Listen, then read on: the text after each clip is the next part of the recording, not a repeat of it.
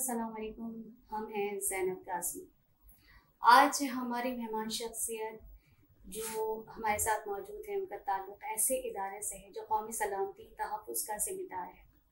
पाक फ़ौज के इंतहाई ज़िम्मेदार ओहदे पे फ़ाइज़ रहे, लेकिन रिटायरमेंट के बाद भी उन्होंने अपने इस शोबे से जो काम कर रहे थे उसको जारी व सारी रखा और आज भी कर रहे हैं। मैं बात कर रही हूँ मौसमियाती तब्दीली के हवाले से और हमारे साथ मौजूद हैं ब्रिगेडियर रिटायर्ड मोहम्मद असलम साहब। अस्सलाम वालेकुम। वालेकुम अस्सलाम। ब्रिगेडियर साहब, मुझे ये बताइएगा कि जो मौसमियाती तब्दीली के हवाले से जो आपने काम शुरू किया है, उसकी सोच, उसकी राय, आपको कैसे ख्याल आया कि आप इसके लिए काम कर सकते हैं? बिस्मिल्लाहिर्रहमानिर्रहीम। मैं पहले तो शुक्रिया ज़ैनब कि आपने हमें इधर दावत दी और आपने बड़ा दिलचस्प सवाल पूछा कि एक एज ए फौजी के नाते और एज ए ब्रिगेडियर के नाते आपने कैसे इस फील्ड में कदम उठाया। तो ये भी इंटरेस्टिंग है कि मैं लास्ट जो मेरी असाइनमेंट थी रिटायरमेंट से पहले, उसमें मैं चीफ एग्जीक्यूटिव था वापडा में, फैसलाबाद इलेक्ट्रिक सप्लाई कंपनी के चीफ एग्जीक्यूटिव था। तो वो उस दौरान मेरे वाटर सेक्टर में और उनके जो चेयरमैन वापडा, मेंबर वाटर, अपना सरदार साहब वगैरह से बड़ी अच्छी मुलाकात होती रहती थी। तो फिर उसके बाद एक फोरम बना पाकिस्तान वाटर पार्टनरशिप। तो रिटायरमेंट के बाद मैं उनके बोर्ड पर आ गया एज ए डायरेक्टर।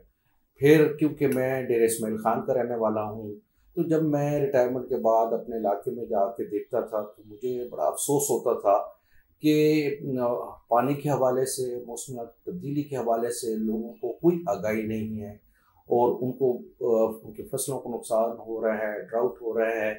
उसके बाद कोई एक वाटर का सिस्टम था, उसमें बिल्कुल वो फ्लॉप हो चुका था। डैम बनना था तो डैम में बड़ी देर हो रही थी। तो फिर हमने इसके एक अपने कुछ हम ख्याल साथी थे, हमने एक एनजीओ बनाई जिसका नाम रखा Gomal Daman area water partnership.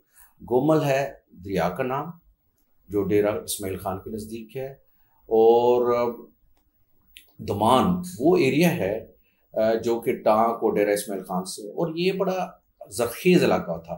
अंग्रेज़ों के वक्त में इनफैक्ट आधे पंजाब को गन्नम यहाँ से जाती थी, लेकिन अफसोस ये कि फिर वो सिस्टम जो कोई का ख़त्म हो गया नहीं। तो इस वजह से मैंने कहा कि एक ऐसी तंजीम बनाई जाए जो कि अपने ख़ास इलाके में काम करे और ताकि लोगों को आगाही हो। तो इस वजह से मैं इस फील्ड में आया और मुझे अभी जब मैं पीछे देखता हूँ तो मैं कहता हूँ कि बड़ा अच्छा फ़ैसला था, क्योंकि हमने अपने इलाके में भी बहुत काम किया और फिर आहिस्ता आहिस्ता इस फील्ड में हमने और एक्सपर्टीज़ हासिल करते रहे और फिर हम नेशनल लेवल पर भी काम करते रहे और इसी तरह लोगों को सेमिनार्स के ज़रिए से, ख़ास तौर पर मेरी कोशिश होती है कि आजकल के जो बच्चे हैं स्कूल के, यूनिवर्सिटीज़ को, उनको इनके बारे में बताया जाए तो वो आगे के, क्योंकि वो नस्ल है जिन्होंने पाकिस्तान को संभालना है, पाकिस्तान को आगे लेके जाना है, तो उन पर मैं काम ज़्यादा करूँ। सर, आप फरमाइएगा कि पाकिस्तान के जो मौसमियाती तब्दीलियाँ हैं उनके मामला को आप कैसे देखते हैं? देखिए, ये बड़ा, मैं तो कहूँगा, दुख भरा है और उसका तो आपने इम्पैक्ट अभी हाल ही में देख लिया। ये फ्लड्स, ये ड्राउट्स और जो ग्लेशियर की मेल्टिंग है और जो जिस तरतीब से ये सैलाब आया है, तो ये एक उसी की कड़ी है। तो इस वजह से तो ये बड़ा अहम है। ठीक है, इसमें शायद पाकिस्तान का तो कसूर ना हो, क्योंकि हम कोई ग्रीन हाउस गैसेस तो हम इतने ज़्यादा प्रोड्यूस नहीं करते, लेकिन ओवरऑल दुनिया के लिहाज से तो हम 7वें नंबर पर आते हैं जो कि सबसे ज़्यादा इससे अफेक्ट हो रहा है। तो इस वजह से मैं कहूँगा कि ये बड़ा अहम सवाल भी है और ये इस वक्त ये बहुत बड़ा चैलेंज है पाकिस्तान के लिए कि इसके ऊपर काम होना चाहिए और इसके लिए गवर्नमेंट लेवल पर, इंडिविजुअल लेवल पर, कम्युनिटी लेवल पर, एनजीओज़ लेवल पर और काम करने की बहुत ज़रूरत है। अच्छा, आप इन सरगर्मियों को इस हवाले से कैसे देखते हैं? क्या करनी चाहिए, क्या सरगर्मियाँ होनी चाहिए कि हमारे मतलब माहौल को चेंज किया जा सके, जो एटमॉस्फेयर पहला ख़राब हो रहा है? देखिए, इसमें तो दो चीज़ें होती हैं जनाब। एक तो होता है कि हम कहते हैं एडेप्टेशन, और एक होता है मिटिगेशन। एडेप्टेशन तो ये है कि आपने अपने आप को उसमें ढाल लेना है, और वो होते हैं शॉर्ट टर्म्स मेजर्स, और उसमें माइक्रो और जो होते हैं, क्या है? ये हमारा रिकॉर्डर है। अच्छा अच्छा, सर यहाँ से दोबारा ठीक है। देखिए, दो किस्म की होती हैं सरगर्मियाँ। एक होती हैं एडेप्टेशन और मिटिगेशन। एडेप्टेशन वो है जो कि हम अपने आप को उसके हिसाब से ढाल लें, और वो इक़दाम करें जो कि ईजीली डुएबल हैं, जो कि हर आदमी खुद कर सकता है। मिसाल के तौर पर ट्री प्लांटेशन है, तो ये वो काम है जो कि हर इंसान कर सकता है। और इसमें भी मैं ये कहूँ कि ट्री प्लांटेशन में भी मैं लोगों को ये कहता हूँ दो किस्म की, एक है माइक्रो, एक है मैक्रो। माइक्रो ये है कि आप अपने घर में, आपके पास कोई जगह अवेलेबल है, आप ट्री लगा लें।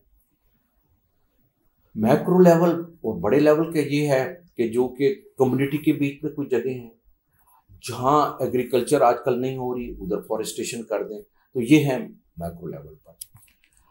मेरा कोशिश ये होती है कि मैं लोगों को ये आगाही करूँगा, ख़ास तौर पर मैंने जैसे पहले भी कहा कि स्कूल कॉलेज के बच्चों में, कि अगर उसमें सिर्फ एक चीज़ भी आ जाए, तो मैं अभी आज सिर्फ एक ही बात पर ज़्यादा जोर दूंगा, वो है ट्री प्लांटेशन।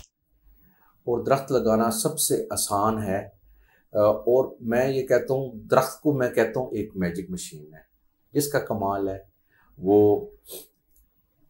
कार्बन को सक कर लेता है और ऑक्सीजन को हवा में डालता है, और फिर ये अपने आप को खुद ब खुद रीबिल्ड करता है। तो इसलिए इसको मैं मैजिक मशीन कहता हूँ। अच्छा सर, ये एक चीज़ ये भी है कि हमारी बड़ी हुकूमतें आई हैं और उन्होंने आके यही शोर मचाया है कि जी पाकिस्तान का जो मौसमियाती माहौल है या उसकी तब्दीली है, वो उसके लिए इतना शोर मचाया गया। लेकिन आप क्या समझते हैं कि पाकिस्तान की हकीकी जो ज़मीनी हक़ाइक़ हैं, उसके बारे में आप क्या कहना चाहेंगे? ख़ास तौर पर जो पिछली हुकूमत थी, तो उसने तो इसके ऊपर काफ़ी काम किया, क्योंकि मैं इसमें इन्वॉल्व भी रहा हूँ। मैंने वो जगह देखी भी हैं, मैंने विज़िट भी किए हैं, और कई जब लोगों ने उसके ऊपर जब एतराज़ात किए कि शायद ये ऐसी बात नहीं है, तो उनके ऑडिट्स की रिपोर्ट्स भी मैंने पढ़ी हैं। तो ये जो था 1 बिलियन ट्रीज़ का, और फिर ये प्रोजेक्ट, फिर 10 बिलियन ट्रीज़ का प्रोजेक्ट जो कि इमरान की हुकूमत ने शुरू किया था, जो कि चल रहा है। तो अच्छी बात है कि जो नई हुकूमत है, अभी मौजूदा हुकूमत, वो भी उसी को आगे लेके चल रही है। और एक क्लाइमेट जस्टिस है, उसके फंड्स के लिए हमें करना चाहिए। जो हमारे मुख्तलिफ जो इंटरनेशनल लेवल पे है, उसके ऊपर इमरान खान ने UN के बीच में भी क्लाइमेट चेंज की बात की थी, उसका बड़ा इफेक्ट हुआ। उसके बाद जो COP26 हुई थी ग्लासगो में, और अभी जो COP27 होने जा रही है, इसके हवाले से इवन अभी चूँकि इसकी मिनिस्टर शहरी रमा हैं, उन्होंने अभी जिनेवा में पिछले दिनों बड़ी अच्छी बातचीत की है, जिसकी वजह से उन्होंने काफ़ी लोगों को कन्विंस किया कि पाकिस्तान के फ्लड्स में भी मौसमी तब्दीली की वजह से ये ज़्यादा हुआ है, तो इसके लिए आप हमें फंड्स दें, और इसके ऊपर काम भी शुरू हो गया है। इसी तरह अभी ये जब COP27 में भी जब जाएंगे, आई होप पाकिस्तान अपना केस बड़ा फोर्सफुली, स्ट्रांगली उनके सामने पेश करे ताकि हो जाए। तो मेरे ख्याल में टू समराइज़ आपका, कि काम होता रहा है, लेकिन शायद उस लेवल की सीरियसनेस नहीं थी, उस लेवल का शायद उन्होंने इसको एज ए चैलेंज नहीं समझा।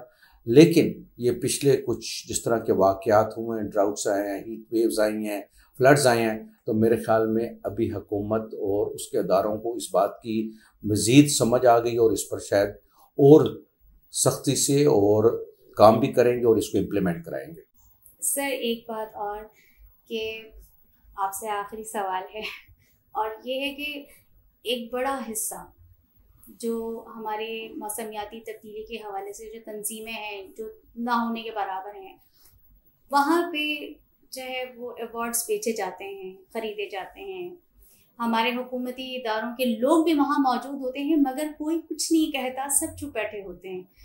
उसके हवाले से आप क्या कहेंगे? ऐसा होता है अनफॉर्चुनेटली, लेकिन मेरे ख्याल में ऐसे इदारों को भी नहीं करना चाहिए, क्योंकि इसकी भी वैसे तो बड़े अच्छे पैरामीटर्स होते हैं। जिनको अवार्ड दिया जाए उनके एक पैरामीटर्स होती हैं, उनकी कमेटियाँ बनती हैं, वो कमेटीज़ डिसाइड करती हैं।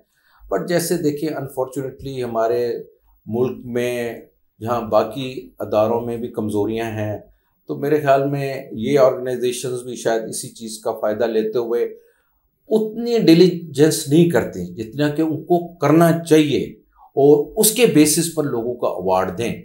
तो मेरी तो इन सब सच ऑर्गेनाइजेशन से रिक्वेस्ट होगी कि आप ज़रूर बड़े अच्छा काम करते हैं और जो ये अच्छा काम कर रहे हैं उनको अप्रिशिएट करें, उनको रिकग्नाइज करें, बिकॉज जब तक आप रिकग्नाइज नहीं करेंगे उनमें वो जज्बा नहीं पैदा होगा और उसको देख के दूसरे लोगों में।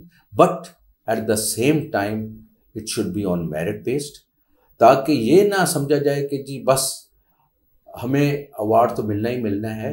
उनके लिए अवार्ड हासिल करना मुश्किल हो और टेंजेबल टर्म्स में उनकी कंट्रीब्यूशन सामने हो, और जब अवार्ड दें और उसकी साइटेशन पढ़ी जाए तो उनकी जो कारकर्दगी है वो भी सामने स्लाइड के ऊपर आए कि इन्होंने, इस ऑर्गेनाइजेशन ने इतने ट्रीज लगाए हैं या इन्होंने इतने सेमिनार्स किए हैं, इनकी वजह से ये फ़ायदा हुआ है, मुल्क को ये फ़ायदा हुआ है, ऑर्गेनाइजेशन को ये फ़ायदा हुआ है।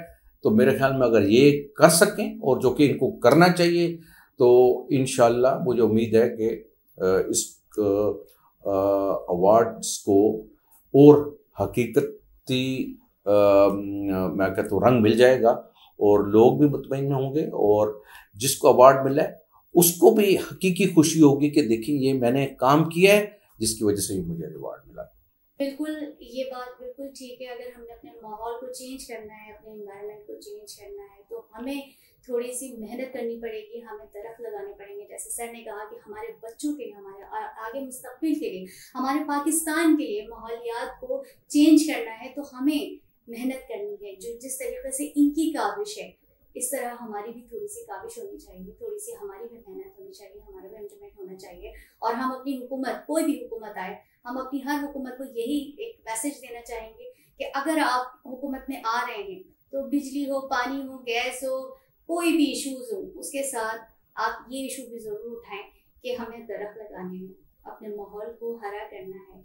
आज से अगर 30 साल पहले चले जाएं, उस ज़माने में काफ़ी ग्रीनरी हुआ करती थी, बहुत सारी हमें चीज़ें मिला करती थी जो हमारी बॉडी के लिए बहुत अच्छा एनवायरनमेंट मिलता था। बट आज वो नहीं है, आज धुआं है, हर जगह गाड़ियाँ हैं, उनके गलाजत है, जगह जगह कचरा है, और वहाँ से उन चीज़ों को काट के बिल्डिंग्स बना दी गई हैं। जहाँ पे ये दरख्त जो लगे हुए थे उनको बिल्डिंग्स की तरह मुतबादिल कर दिया गया। बहुत गलत किया गया है। अगर हम आज भी अगर हम लोगों ने स्टैंड नहीं उठाया, आज भी हम लोगों ने अपनी आवाज़ नहीं उठाई, तो हम बहुत दूर, बहुत बर्बादी की तरफ जा सकते हैं। तो उम्मीद करती हूँ हमारा प्रोग्राम बहुत पसंद आया होगा आपको, और सर आपका बहुत शुक्रिया, आपने अपना कीमती वक्त निकाल कर यहाँ पर आए और हमारे पाकिस्तान की आवाम को बहुत अच्छे अच्छे मैसेजेस दिए। बहुत शुक्रिया। ज़ैनब काज़मी इसी तरह आप लोगों के लिए प्रोग्राम्स इसी के हवाले से लेकर आते रहिएगा। अपना बहुत ख्याल रखिएगा, इर्द गिर्द उन लोगों का भी जो आपके मुंतज़िर हैं। अल्लाह हाफ़िज़।